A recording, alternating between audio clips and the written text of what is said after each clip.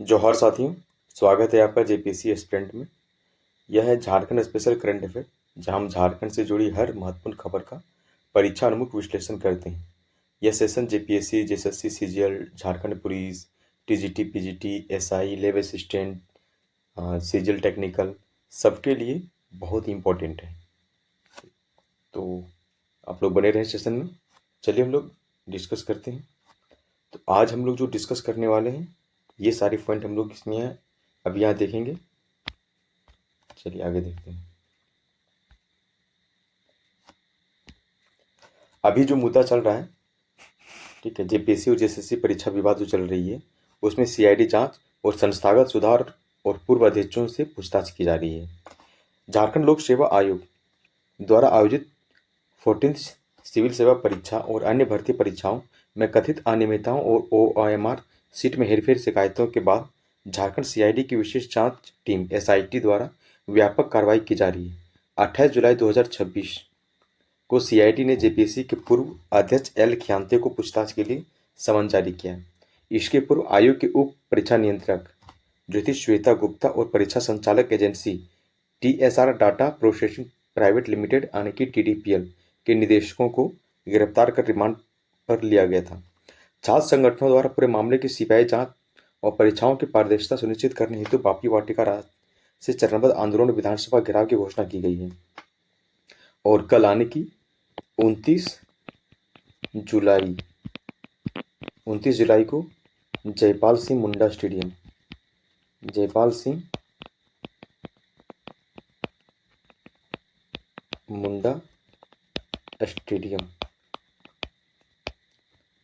Stadium में ये व्यापक जन आंदोलन स्टार्ट हो रहा है। और ये सत्याग्रह आंदोलन है, ये अनिश्चितकालीन आंदोलन है। जब तक सरकार जो है छात्रों की बात को ना मान ले, तब तक ये आंदोलन चलने वाला है। आप में से जो भी एस्पिरेंट यह चीज़ों को सुन रहे हैं, कल अधिक से अधिक संख्या में आप लोग भी पहुंचिए, हम लोग भी वहाँ पे पहुंचने वाले हैं। ठीक है, चलिए आगे देखते हैं। झारखंड राज्य का गठन 15 नवंबर 2000 के पश्चात से ही जेपीएससी द्वारा आयोजित विभिन्न सिविल सेवा परीक्षाएं प्रथम से लेकर 14th जेपीएससी विवादों और विधिक मुकदमे से घिरी हुई है। द्वितीय जेपीएससी घोटाले की जांच वर्तमान में सीबीआई द्वारा संचालित की जा रही है, जिसमें गांधीनगर गुजरात स्थित फोरेंसिक साइंस एंड प्रयोगशाला ने कॉपियों में अंकों की काट-छांट, दोहरे मूल्यांकन तथा ओमार सीट में हेरफेर की पुष्टि की है। हालिया विवाद 14वीं जेपीएससी और जेएसएससी सीजीएल परीक्षा में प्रश्न पत्र लीक तथा ओएमआर री इवेल्यूशन में अनधिकृत एजेंसियों यानी कि ब्लैक लिस्टेड एजेंसियों को शामिल करने के गंभीर आरोप लगे। सीआईडी जांच के दौरान जेपीएससी मुख्यालय और संबंधित निजी वेंडरों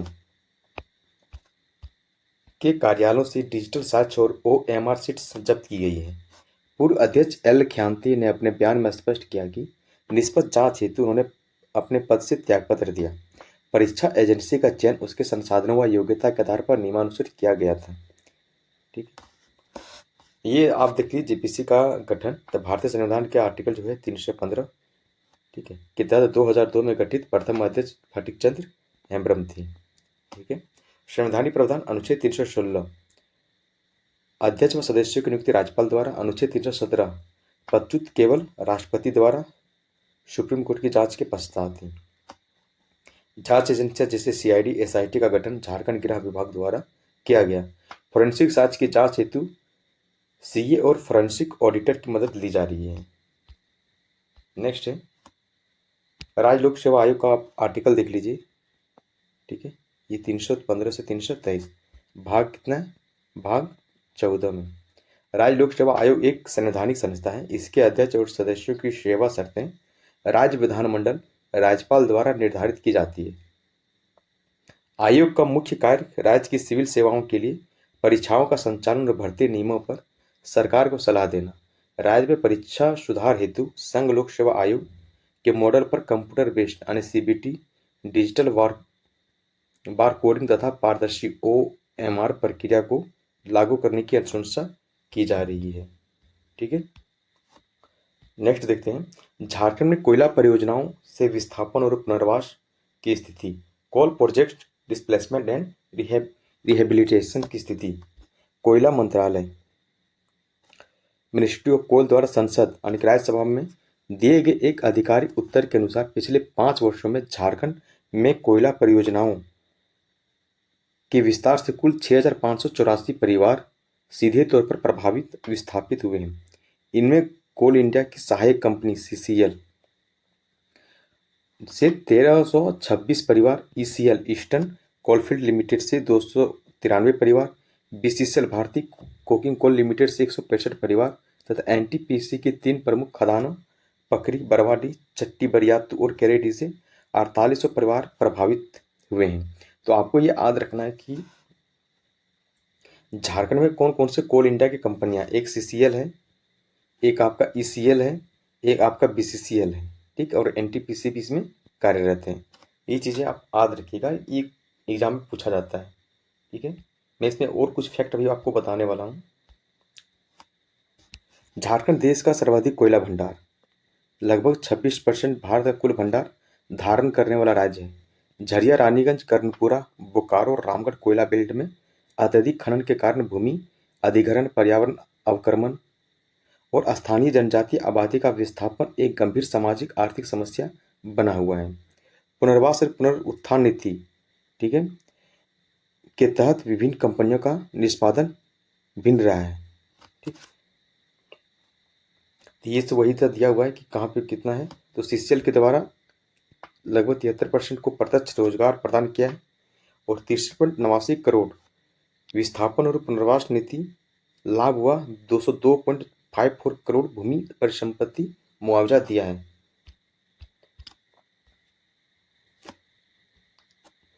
फिर ईसीएल ईस्टर्न कोलफील्ड लिमिटेड 293 परिवारों में से 174 व्यक्तियों को रोजगार तथा 262 करोड़ मुआवजा वितरित किया।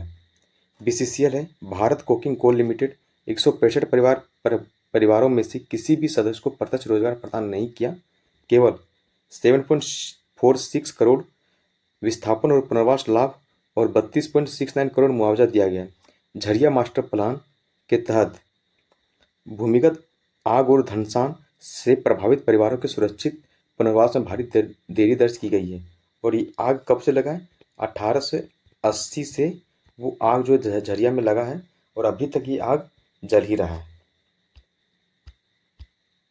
नेक्स्ट वही सब यहाँ पे दिया गया है, आप इसको देख लीजिएगा, ठीक है। अब देखिए यहाँ पे झारखंड पुनर्वास और पुनरुत्थान नीति 2008, झारखंड पुनर्वास पुनरुत्थान नीति 2008, ठीक है। चलिए आगे देखते हैं। इस नीति का मुख्य उद्देश्य विकास परियोजनाओं से विस्थापित परिवारों को न्यूनतम आघात पहुंचाते हुए उनका सामाजिक और आर्थिक पुनर्वास करना है। नीति के अनुसार कम से कम 100 परिवारों के विस्थापन पर विस्थापन और पुनर्वास योजना अनिवार्य है। विस्थापितों को रोजगार, वैकल्पिक कृषि भूमि, आवास निर्माण अनुदान तथा न्यूनतम 500 दिनों का न्यूनतम मजदूरी भत्ता देने का प्रावधान है। भूमि अधिग्रहण में LARR एक्ट 2013 यानी कि land acquisition rehabilitation and resettlement act और CNT-SPT के तहत आदिवासियों की रैयत भूमि सुरक्षा विशेष संवैधानिक विषय है, ठीक है। आगे देखिए, ये झारखंड का प्रमुख कोयला खनन क्षेत्र और विस्थापन बेल्ट है, ठीक है। तो ये तो मैप थोड़ा गड़बड़ हो गया, मैं आपको यहाँ पे मैप के थ्रू समझा रहा हूँ। चलिए यहीं भी बता देते हैं, ये झारखंड का मैप,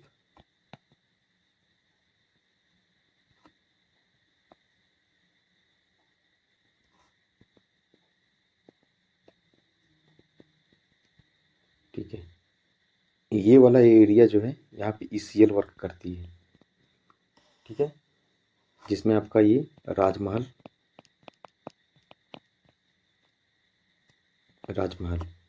ठीक है। NTPC और CCL जो है, CCL ये मेनली आपका धनबाद वाला, सॉरी CCL जो है, CCL जो आपका है ये आपका बोकारो, गिरिडीह, रामगढ़, उत्तरी कर्णपुरा तथा दक्षिणी कर्णपुरा है। ये आपका इस रीजन में ये पूरा रीजन CCL करती है। और अगर बात की जाए BCCL का, तो मेनली ये धनबाद वाला रीजन में, ये आपका हो जाएगा BCCL। ठीक है, धनबाद वाला रीजन में भी कहाँ का, अगर एग्जैक्ट स्थान पूछा जाए तो झरिया क्षेत्र ये करता है। और यही वहाँ NTPC भी होती है, जो आप लोग सुने होंगे, बड़का गांव, हजारीबाग का बड़का गांव, वहाँ पे NTPC के द्वारा होता है। तो ये चीज़ें आपको यहाँ पे याद रखनी है। चलिए आगे देखते हैं। जमशेदपुर में driving training and research institute की स्थापना हेतु समझौता हुआ। अभी देखिए चर्चा में ये क्यों रहा। 28 जुलाई 2026 को प्रोजेक्ट भवन में मुख्यमंत्री हेमंत सोरेन और परिवहन मंत्री दीपक बिरुवा, ये याद रखेंगे आप। परिवहन मंत्री अगर पूछा जाए तो किसका याद रखिएगा, दीपक बिरुवा। ये आपका 4 स्टार का क्वेश्चन है।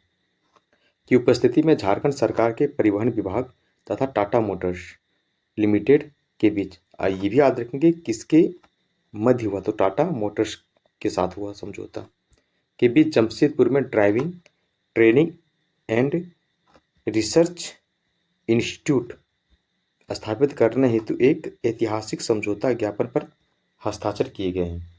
ठीक है, ये दो तीन चीज़ें इसमें आपका इम्पोर्टेंट है। एक ये टाटा मोटर के साथ हुआ, और ये कहाँ हो रहा है, ये जमशेदपुर में हो रहा है, ये चीज़ें। नेक्स्ट है, झारखंड में सड़क दुर्घटना में कमी लाने, भारी व्यावसायिक वाहनों के लिए कुशल चालकों को तैयार करने और राज्य के युवाओं को रोजगार परक कौशल प्रदान करने के उद्देश्य से सड़क परिवहन और राजमार्ग मंत्रालय के दिशा निर्देशों के तहत यह IDTR स्थापित किया जा रहा है। यह केंद्र अत्याधुनिक simulator, automated driving testing track, mechanical workshop तथा रोड सेफ्टी रिसर्च लैब से लेस होगा। टाटा मोटर्स द्वारा इस संस्थान का संचालन पब्लिक प्राइवेट पार्टनरशिप मॉडल पर किया जाएगा। इसके माध्यम से विशेष रूप से अनुसूचित जनजाति, अनुसूचित जाति, पिछड़े वर्ग के युवाओं को भारी वाहन चालन, लॉजिस्टिक तथा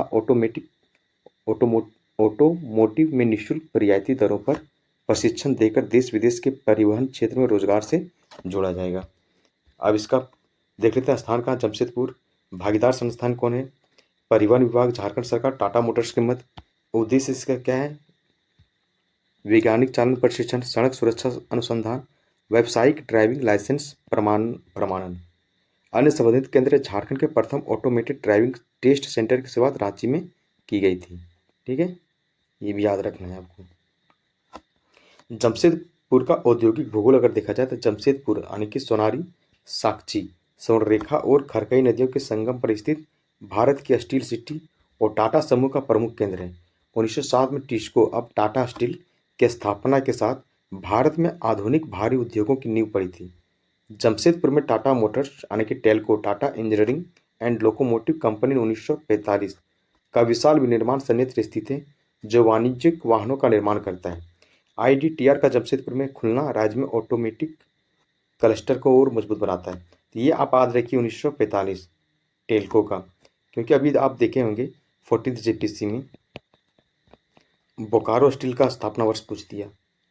ठीक है, बोकारो स्टील का, तो ये याद रखेंगे। ये अभी आप ट्रेंड देखे होंगे JPC का, वो फैक्चुअली ज़्यादा क्वेश्चन पूछ रहा है, तो फैक्चुअली भी आपको थोड़ा सा स्ट्रॉन्ग। चलिए नेक्स्ट देखते हैं। IIT आईएसएम धनबाद में JUT के छात्रों हेतु MTech और PhD में 10% अतिरिक्त सीटें। झारखंड के तकनीकी शिक्षा इतिहास में एक मील का पत्थर स्थापित करते हुए IIT आईएसएम धनबाद के सीनेट और बोर्ड ऑफ गवर्नेंस ने Jharkhand university of technology JUT Ranchi से संबद्ध राज्य संचालित सरकारी इंजीनियरिंग कॉलेजों के उत्तीर्ण मेधावी बीटेक छात्रों और शोधकर्ताओं हेतु MTech और PhD पाठ्यक्रम में 10% अतिरिक्त सीटें आरक्षित करने का प्रस्ताव को आधिकारिक मंजूरी प्रदान कर दी है। इसका बैकग्राउंड देखते हैं। JUT के कुलपति प्रोफेसर DK सिंह है, याद रखिए आप। ठीक है, ये भी आपका 4 स्टार का क्वेश्चन है। JUT के कुलपति कौन है, प्रोफेसर DK सिंह द्वारा रखे गए इस प्रस्ताव को IIT धनबाद के सर्वोच्च शैक्षणिक और प्रशासनिक निकायों ने स्वीकार कर लिया।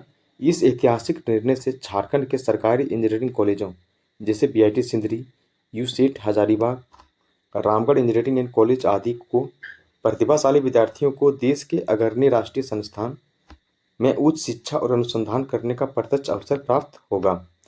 आईआईटी धनबाद की स्थापना 9 दिसंबर 1926 को इंडियन स्कूल ऑफ माइंस के रूप में लॉर्ड इरविन के द्वारा हुआ था और 2016 में इसका आईआईटी का दर्जा मिला। और किनके द्वारा मिला गया था? प्रधानमंत्री नरेंद्र मोदी के द्वारा। ठीक है, ये याद रखिए 2016 और ये 1926 आप याद रखेंगे।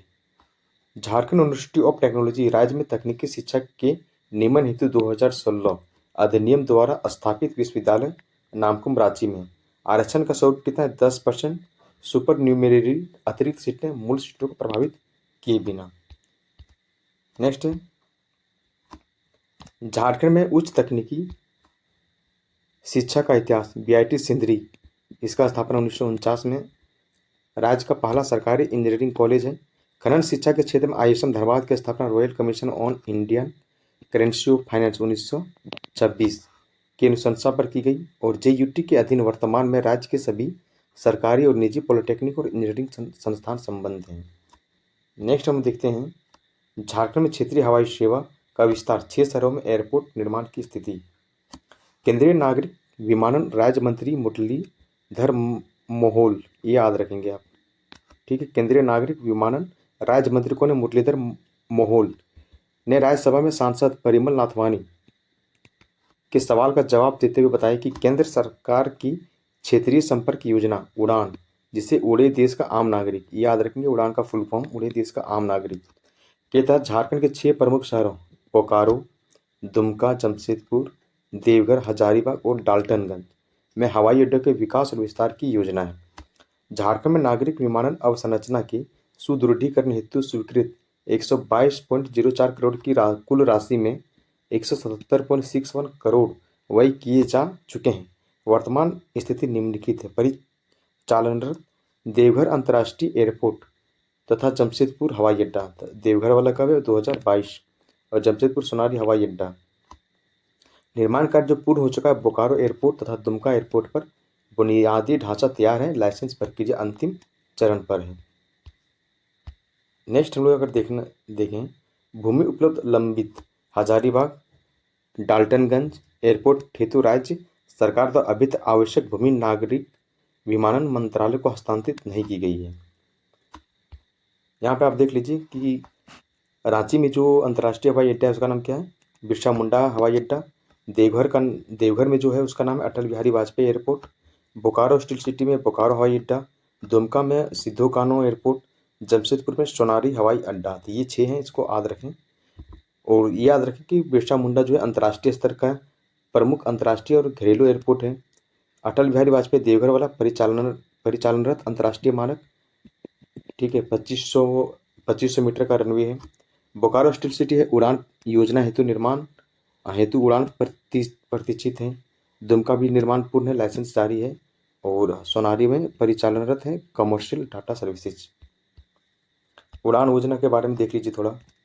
2016 में नागरिक विमानन मंत्रालय द्वारा शुरू की गई इस राष्ट्रीय योजना का लक्ष्य देश के द्वितीयक और तृतीयक शहरों को किफायती हवाई किराए द्वारा जोड़ना है। झारखंड जैसे उबड़ खाबड़ और पठारी राज्य में त्वरित कनेक्टिविटी, पर्यटन संवर्धन, देवघर बाबा धाम, पारसनाथ तथा औद्योगिक निवेश बोकारो जमशेदपुर हेतु संपर्क अत्यंत महत्वपूर्ण है।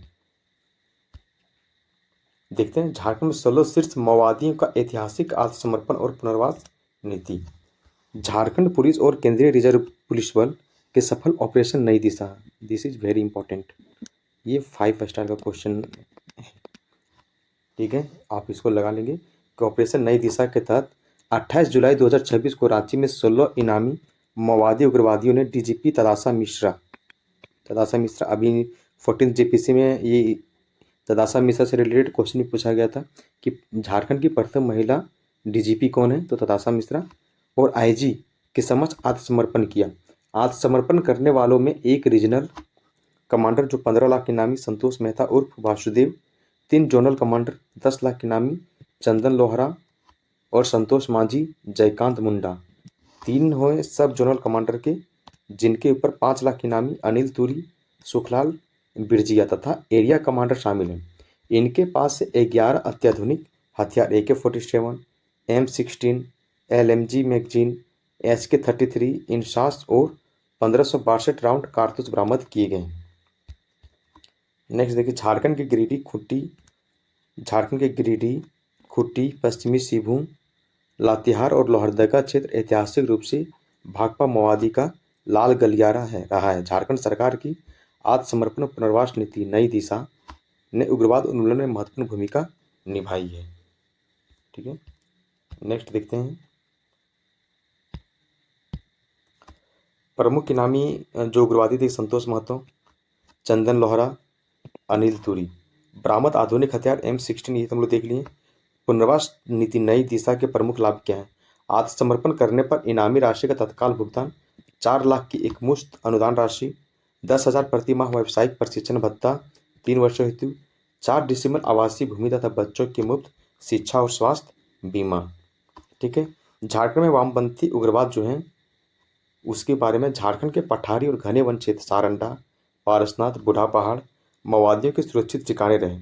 झारखंड पुलिस द्वारा संचालित ऑपरेशन डबल बुल, ये भी याद रखिए आप, operation double bull, operation octopus कहाँ चला था? बूढ़ा पहाड़ में चला था, तथा ऑपरेशन नई दिशा, ये 3 ऑपरेशन आप याद रखेंगे, के कारण राज्य में माओवादी प्रभाव सिमट कर केवल कुछ पॉकेट्स तक सीमित रह गया है। ठीक है, अगर यही देखा जाए कि गृह मंत्रालय के द्वारा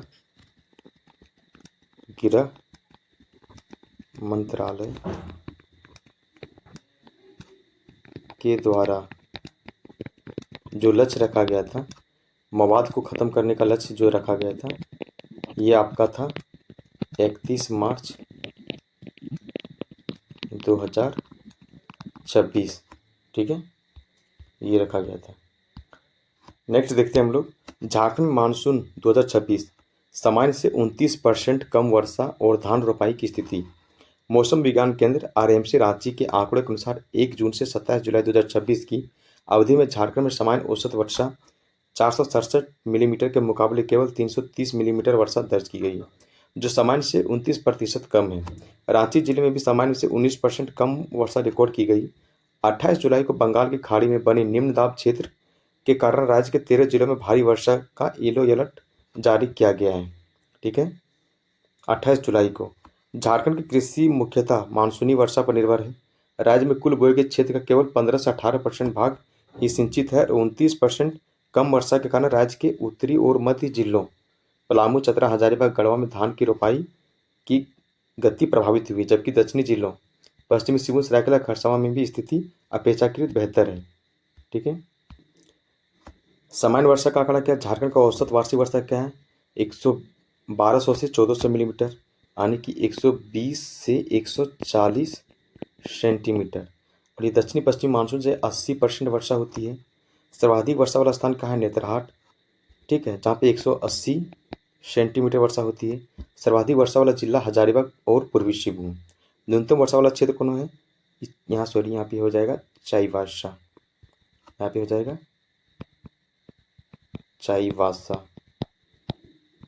चाईबासा का मैदानी क्षेत्र। अब ये है कृषि जलवायु क्षेत्र। ठीक है, तो झारखंड को 3 कृषि जलवायु क्षेत्र में बांटा गया है। जोन 4 यानी कि सेंट्रल और नॉर्थ ईस्ट पठार, जोन 5 है वेस्टर्न पठार और जोन 6 है साउथ ईस्टर्न पठार। ठीक है, अगर आप मैप में अगर देखें कृषि जलवायु क्षेत्र को तो ज़्यादा बेहतर तरीके से आपको याद रहेगा। ठीक है,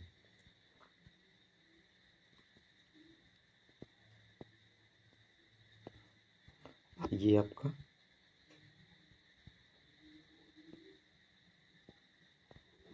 ठीक है, तो आप इसको इससे बांट सकते हैं। ठीक है, तो इसमें आप 5 जोन 4, जोन 5 और जोन 6। ठीक है, तो यहाँ पे क्या है, जोन 4 जो है सेंट्रल और नॉर्थ ईस्टर्न पठार।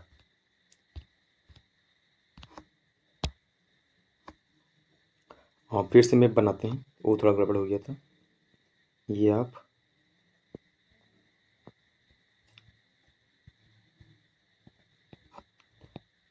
ये हमारा संथाल परगना,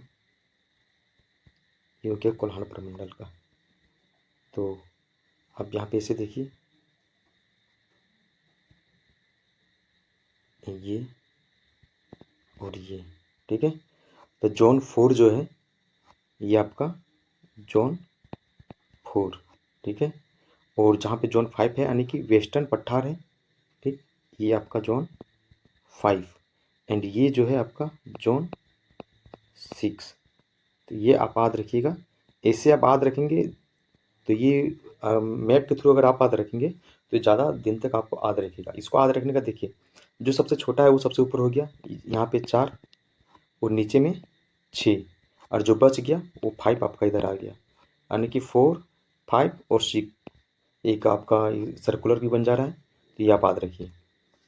नेक्स्ट हम लोग देखते हैं स्टैटिक जीके में अगर कुछ देखना है तो झारखंड में सिंचाई और मुख्य फसल, झारखंड के मुख्य फसलें भदई और अगनी धान फसल। सिंचाई के प्रमुख साधनों में कुआं 30%, नहरें 17%, तालाब 19% और नलकूप से 8% शामिल है। मानसून की अनिश्चितता से निपटने हेतु राज्य सरकार द्वारा बिरसा हरित ग्राम योजना, मुख्यमंत्री कृषि आशीर्वाद योजना तथा डोभा निर्माण को बढ़ावा दिया जा रहा है, ठीक है। नेक्स्ट अब देखते हैं एक चीज़ और, आप यहाँ पे इसमें आप ऐड कर सकते हैं, एड ऑन कर सकते हैं। जैसे आपका यहाँ पे है कि कुआं, कुआं से कौन कौन सा डिस्ट्रिक्ट सिंचित होता है, तो ये सबसे ज़्यादा होता है गुमला और रांची, ठीक है। ये कुआं से सबसे ज़्यादा होता है। अगर नहर से बात किया जाए, नहर से, तो नहर से कहाँ पे होता है, नहरों से होता है सिंहभूम,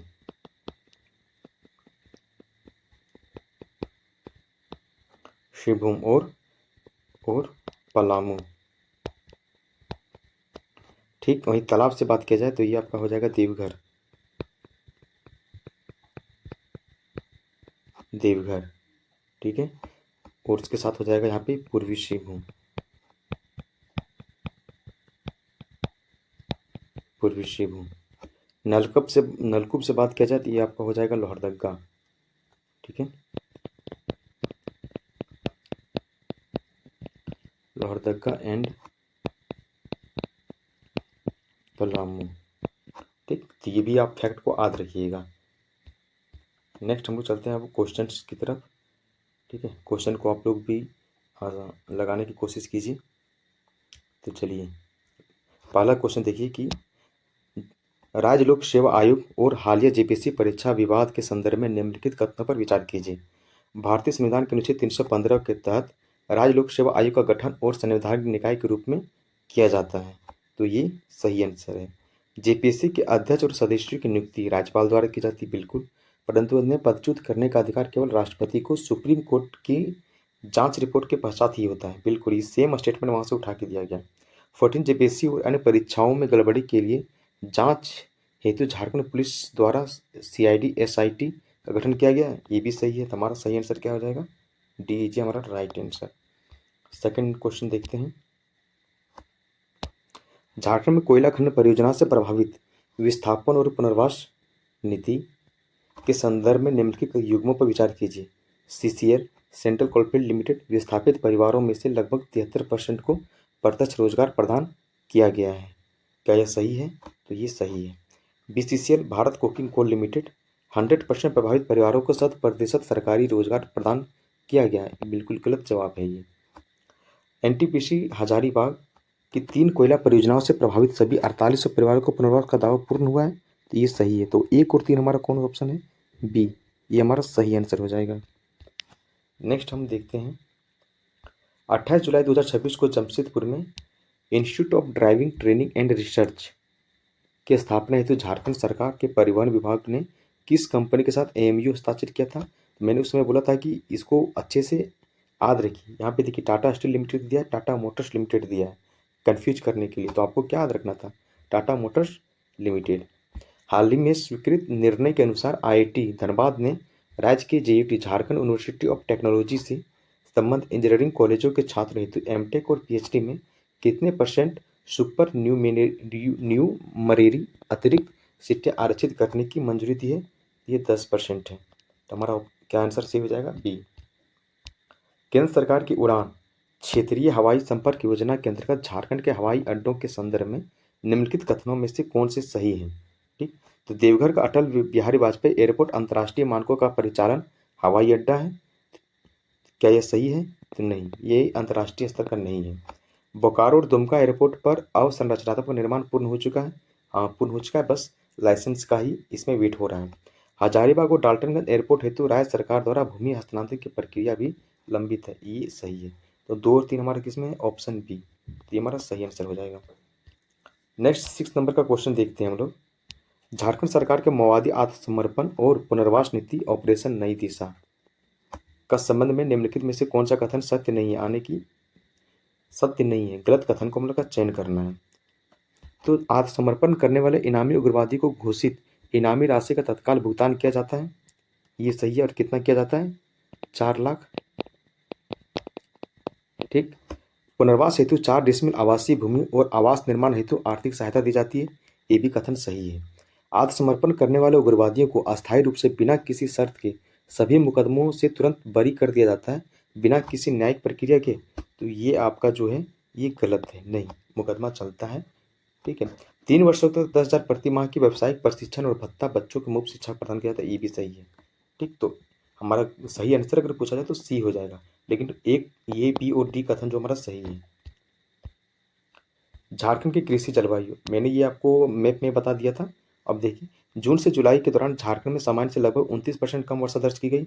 ये सही है। झारखंड को भारतीय कृषि अनुसंधान परिषद द्वारा 3 कृषि जलवायु क्षेत्र 4, 5, 6 में विभाजित किया गया। ये भी सही है, क्योंकि मैंने आपको मैप के थ्रू बताया, ये आपके माइंड में छप भी गया होगा कि कौन सा साइड में 4, 5 और 6 होगा। झारखंड में सर्वाधिक वर्षा वाला स्थान चौबासा का मैदान, सॉरी यहाँ चाईबासा होगा, ये फिर से यहाँ गलत है। तो नहीं, सर्वाधिक वर्षा वाला स्थान चाईबासा नहीं है।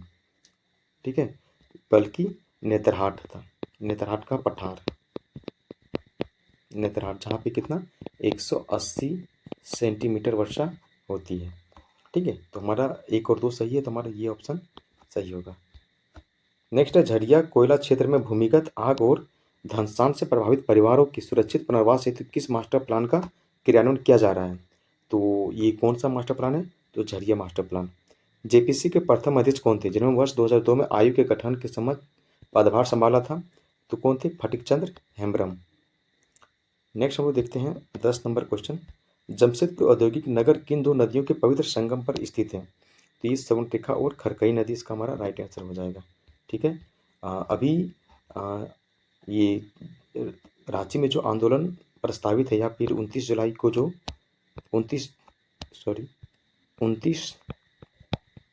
जुलाई को जो आंदोलन प्रस्तावित है, ठीक है, उसके कारण 2-3 दिनों तक या फिर उससे ज़्यादा भी हो सकते हैं, आपका शायद करंट अफेयर आने में देरी हो, क्योंकि हम वहीं पे रहेंगे। तो इसके लिए हम माफ़ी मांगते हैं, लेकिन मैं जितने दिनों छूटेंगे उसका सारा हम समराइज करके फिर एक वीडियो में आपको बना के मैं प्रोवाइड कर दूंगा। ठीक है, चलिए, जय हिंद।